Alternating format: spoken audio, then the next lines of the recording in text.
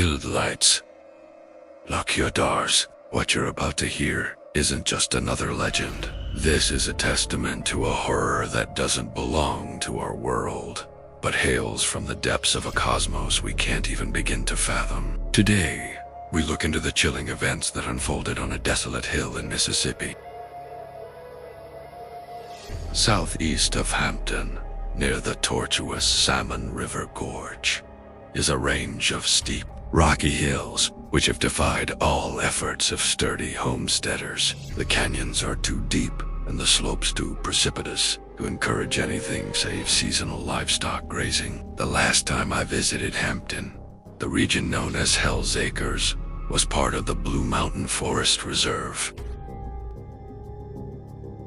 There are no roads linking this inaccessible locality with the outside world, and the hill folk will tell you that it is indeed a spot transplanted from His Satanic Majesty's front yard. There is a local superstition that the area is haunted, but by what or by whom no one seems to know. Natives will not venture within its mysterious depths, for they believe the stories handed down to them by the Nez Perce Indians, who have shunned the region for untold generations, because, according to them, it is a playground of certain giant devils from the outside. These suggestive tales made me very curious. My first excursion, and my last, thank God, into those hills occurred while Constantine Junis and I were living in Hamden the summer of 1938. He was writing a treatise on Egyptian mythology, and I found myself alone much of the time, despite the fact that we shared a modest cabin on Beacon Street, within sight of the infamous pirate house, built by Exer Jones over 60 years ago. The morning of June 23rd found me walking in those oddly shaped hills, which had, since 7 o'clock, seemed very ordinary indeed. I must have been about 7 miles south of Hampton before I noticed anything unusual. I was climbing a grassy ridge overlooking a particularly deep canyon when I came upon an area totally devoid of the usual bunch grass and greaseweed. It extended southward, over numerous hills and valleys.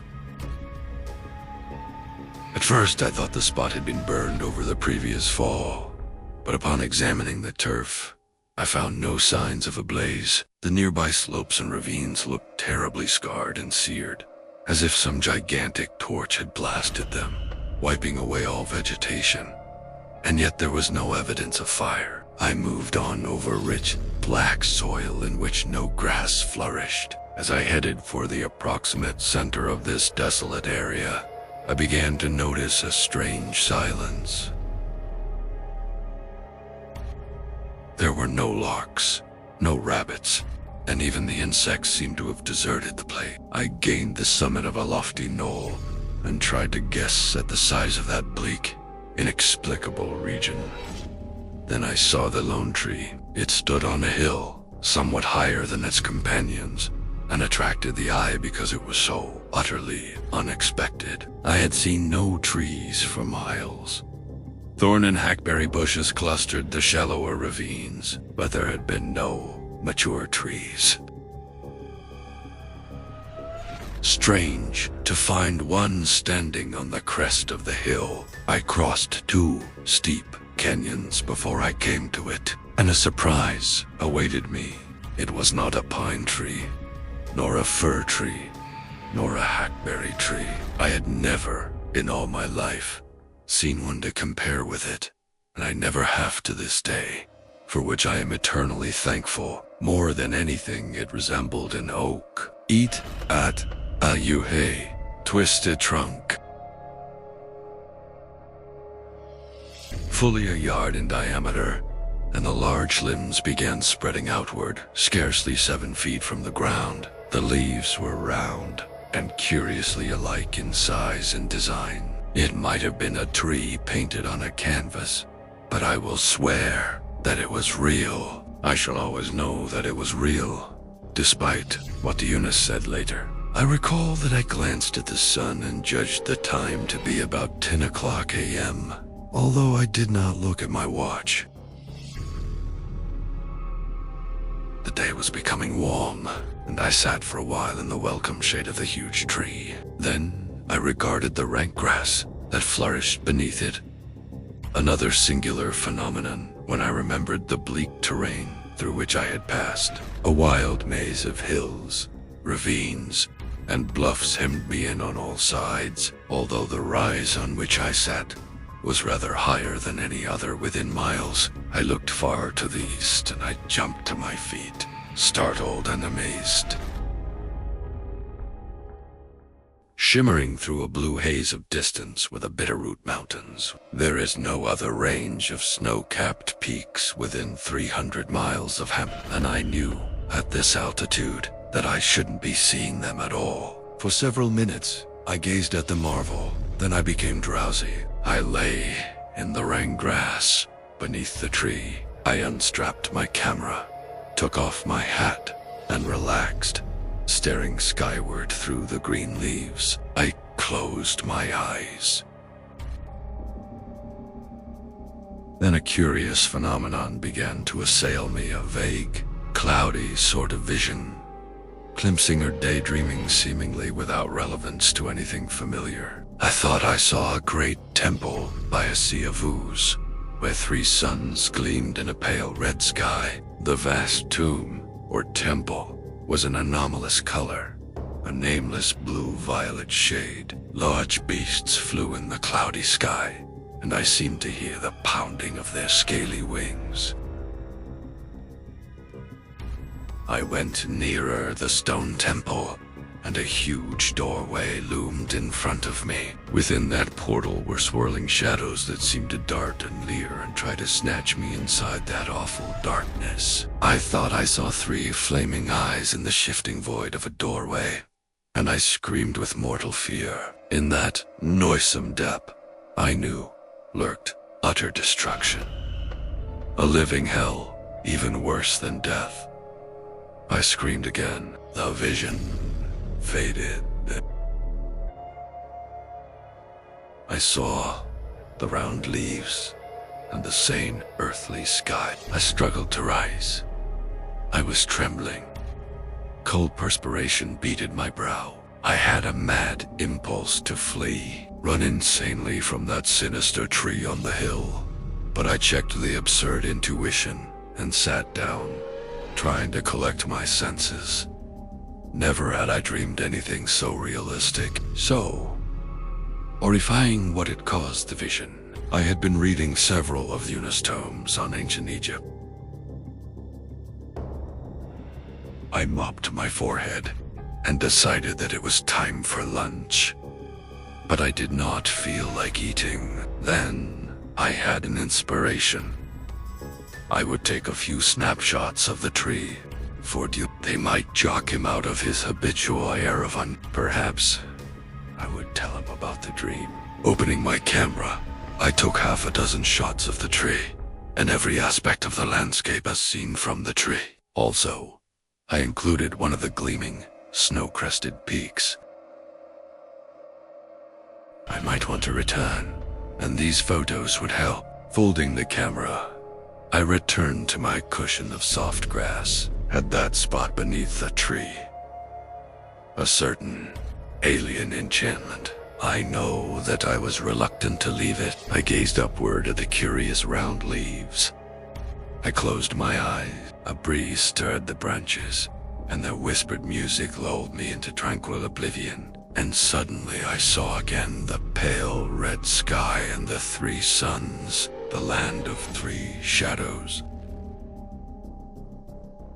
Again, the great temple came into view. I seemed to be floating on the air, a disembodied spirit, exploring the wonders of a mad, multi-dimensional world. The temple's oddly angled cornices frightened me, and I knew that this place was one that no man on earth had ever seen in his wildest dreams. Again, the vast doorway yawned before me, and I was sucked within that black, writhing cloud. I seemed to be staring at space unlimited. I saw a void beyond my vocabulary to describe, a dark, bottomless gulf teeming with nameless shapes and entities. Things of madness and delirium, as tenuous as a mist from my soul shrank. I was terribly afraid. I screamed and felt that I would soon go mad. Then in my dream I ran and ran in a fever of utter terror, but I did not know what I was running from. I left that hideous temple and that hellish void, yet I knew I must, barring some miracle, return. At last, my eyes flew open. I was not beneath the tree. I was sprawled on a rocky slope, my clothing torn and disordered. My hands were bleeding. I stood up, pain stabbing through me. I recognized the spot, the ridge where I had first seen the blasted area. I must have walked miles unconscious. The tree was not in sight, and I was glad. Even the knees of my trousers were torn, as if I had crawled part of the way. I glanced at the sun. Late afternoon. Where had I been? I snatched out my watch. It had stopped at 10:34. So you have the snapshots. Eunice drawled. I met his gray eyes across the breakfast table. 3 days had slipped by since my return from Hell's Acres. I had told him about the dream beneath the tree, and he had laughed. Yes, I replied. They came last night. Haven't had a chance to open them yet. Give them a good, careful study. If they aren't all failures, perhaps you'll change your mind. Eunice smiled, sipped his coffee. I gave him the unopened envelope and he quickly broke the seal and withdrew the pictures. He glanced at the first one, and the smile faded from his leonine face. He crushed out his cigarette. My God, man. Look at this. I seized the glossy rectangle. It was the first picture of the tree, taken at a distance of 50 feet or so. The cause of Thuna's excitement escaped me. There it was, standing boldly on the hill, while below it grew the jungle of grass where I had lain. In the distance were my snow-capped mountains. There you are, I cried. The proof of my story. Look at it. Thuna snapped. The shadows there are 3 for every rock, bush and tree. He was right. Below the tree, spread in fan-like incongruity, lay 3 overlapping shadows. Suddenly, I realized that the picture held an abnormal and inconsistent element. The leaves on the thing were too lush for the work of sane nature, while the trunk was bulged and knotted in the most abhorrent shapes. Eunice dropped the picture on the table. There is something wrong, I muttered. The tree I saw didn't look as repulsive as that. Are you sure? The Eunice grated. The fact is, you may have seen many things not recorded on this film. It shows more than I saw. That's the point. There is something damnably out of place in this landscape. Something I can't understand. The tree seems to suggest a thought beyond my grasp. It is too misty, too uncertain, too unreal, to be natural. He wrapped nervous fingers on the table. He snatched the remaining films and shuffled through them. Rapidly, I reached for the snapshot he had dropped, and sensed a touch of bizarre uncertainty and strangeness as my eyes absorbed its every detail. The flowers and weeds pointed at varying angles, while some of the grass grew in the most bewildering fashion. The trees seemed veiled and clouded to be readily distinguished, but I noted the huge limbs and the half-bent flower stems that were ready to fall over, yet did not fall. And the many overlapping shadows. They were all together. Very disquieting shadows, too long or short when compared to the stems they fell, although to give one a feeling of comfortable normality. The landscape hadn't shocked me the day of my visit. There was a dog familiarity and mocking suggestion in it, something tangible, yet distant. As the stars beyond the galaxy, Eunice came back to Earth. Did you mention 3 suns in your dreaming orgy? I nodded, frankly puzzled. Then it dawned on me. My fingers trembled slightly as I stared at the picture again. My dream. Of course, the others are just like it, Eunice said. That same uncertainness, that suggestion, I should be able to catch the mood of the thing, see it in its real light. But it is not. Perhaps later I shall find out, if I look at it long enough. We sat in silence for some time. A thought came to me, suddenly, prompted by a strange, inexplicable longing to visit the tree again. Let's make an excursion. I think I can take you there in half a day. You'd better stay away, replied the Eunice, thoughtfully. I doubt if you could find the place again if you wanted to. Nonsense, I replied, surely, with these photos to guide us. Did you see any familiar landmarks in them? His observation was uncanny.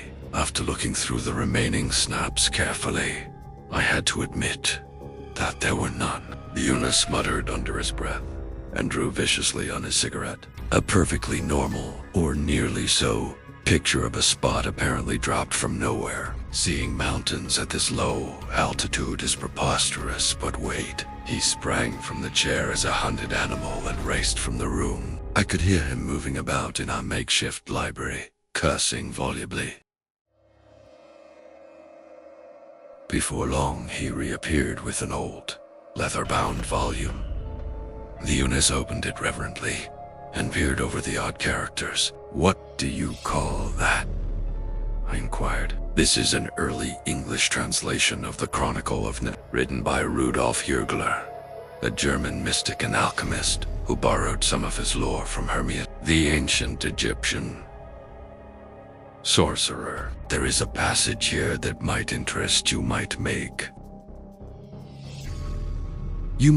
you understand why this business is even further from the natural than you suspect. Listen. So in the year of the black goat, there came unto Nath a shadow that should not be on earth, and that had no form known to the eyes of earth. And it fed on the souls of men, they that it snored, being lured and blinded with dreams till the horror and the endless night lay upon them. Nor did they see that which gnawed them, for the shadow took all shapes that men know or dream of, and only freedom seemed waiting in the land of the 3 suns. But it was told by priests of the old book that he who could see the shadow's true shape and live after the seeing might shun its doom and send it back to the starless gulf of its spawning. This none could do save through the gem. Wherefore did Cunefer the high priest keep that gem sacred in the temple. And when it was lost with Phrenes, he who braved the horror and was never seen more, there was weeping in Nath. Yet did the shadow depart, sated at last, nor shall it hunger again till the cycles roll back to the year of the black goat. Eunice paused while I stared, bewildered. Finally, he spoke. Now, single, I suppose you can guess how all this links up. There is no need of going deep into the primal lore behind this business, but I may as well tell you that according to the old legends, this is the so-called Year of the Black Goat, when certain horrors from the fathomless outside are supposed to visit the earth and do infinite harm. We don't know how they'll be manifest, but there's reason to think that strange mirages and hallucinations will be mixed up in the matter. I don't like the thing you've run up against the story of the picture. It may be pretty bad, and I warn you to look out. But first I must try to do what old Yergla says, to see if I can glimpse the matter as it is.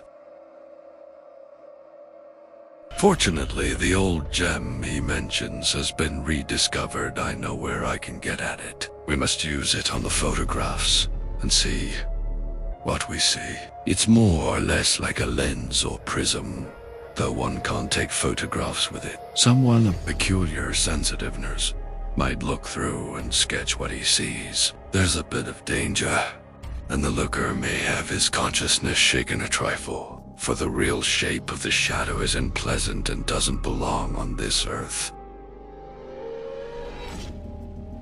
But it would be a lot more dangerous not to do anything about it. Meanwhile, if you value your life and sanity, keep away from that hill and from the thing you think is a tree on it. I was more bewildered than ever. How can there be organized beings from the outside in our midst? I cried. How do we know that such things exist? You reason in terms of this tiny earth, Eunice said. Surely you don't think that the world is a rule for measuring the universe. There are entities we never dream of floating under our very noses. Modern science is thrusting back the borderland of the unknown and proving that the mystics were not so far off the track. Suddenly I knew that I did not want to look at the picture again. I wanted to destroy it. I wanted to run from it. Eunice was suggesting something beyond. A trembling, cosmic fear gripped me and drew me away from the hideous picture, for I was afraid I would recognize some object in it. I glanced at my friend. He was poring over the ancient book, a strange expression on his face. He sat up straight. Let's call the thing off for today. I'm tired of this endless guessing and wondering. I must get the loan of the gem from the museum where it is, and do what is to be done. As you say, I replied. Will you have to go to Croydon? And nodded. Then we'll both go home, I said decisively. I need not chronicle the events of the fortnight that followed. With me, they formed a constant and enervating struggle between a mad longing to return to the cryptic tree of dreams and freedom, and a frenzied dread of that selfsome thing, and all connected with it. That I did not return is perhaps less a matter of my own will than a matter of pure sin. Meanwhile, I knew that Eunice was desperately active in some investigation of the strangest nature, something which included a mysterious motor trip and a return under circumstances of the greatest secrecy. By hints over the telephone, I was made to understand that he had somewhere borrowed the obscure and primal object mentioned in the ancient volumes de gem, and that he was busy devising a means of applying it to the photographs I had left with him. He spoke fragmentarily of refraction, polarization, and unknown angles of space and time, and indicated that he was building a kind of box or camera obscura for the study of the curious snapshots with the gem's aid. It was on the 16th day that I received the startling message from the hospital in Croydon. The Eunice was there and wanted to see me at once. He had suffered some odd sort of seizure, being found prone and unconscious by friends who found their way into his house after hearing certain cries of mortal agony and fear. Though still weak and helpless, he had now regained his senses and seemed frantic to tell me something and have me perform certain important duties. This much the hospital informed me over the wire, and within half an hour I was at my friend's bedside, marveling at the inroads which worry and tension had made on his features in so brief a time. His first act was to move away the nurses in order to speak in utter confidence, Single Eye saw it. His voice was strained and husky. You must destroy them all, those pictures. I sent it back by seeing it, but the pictures had better go. That tree will never be seen on the hill again, at least. I hope not, till thousands of eons bring back the year of the black goat. You are safe now. Mankind is safe. He paused, breathing heavily, and continued. Take the gem out of the apparatus and put it in the safe. You know the combination. It must go back where it came from, for there's a time when it may be needed to save the world. They won't let me leave here yet, but I can rest if I know it's safe. Don't look through the box as it is. It would fix you as it's fixed me, and burn those damned photographs, the one in the box and the others. But Eunice was exhausted now, and the nurses advanced and motioned me away as he leaned back and closed his eyes. In another half hour, I was at his house and looking curiously at the long black box on the library table beside the overturned chair. Scattered papers blew about in a breeze from the open window, and close to the box I recognized with a queer sensation the envelope of pictures I had taken. It required only a moment for me to examine the box and detach at one end my earliest picture of the tree, and at the other end a strange bit of amber-colored crystal cut in devious angles impossible to classify. The touch of the glass fragment seemed curiously warm and electric, and I could scarcely bear to put it out of sight in the Eunice wall safe. The snapshot I handled with a disconcerting mixture of emotions.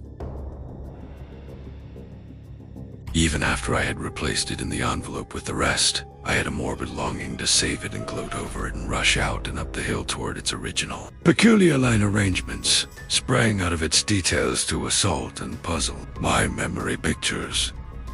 Behind pictures. Secrets lurking in our familiar shapes.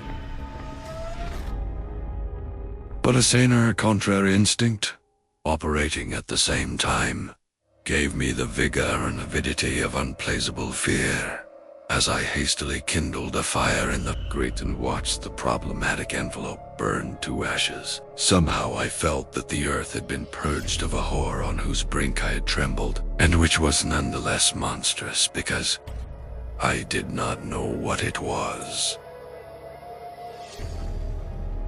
Of the source of the Eunice terrific shock, I could form no coherent guess, nor did I dare to think too closely about it. It is notable that I did not, at any time, have the least impulse to look through the box before removing the gem and photograph. What was shown in the picture by the anti-crystal's lens or prism-like power was not, I felt curiously certain, anything that a normal brain ought to be called upon to face.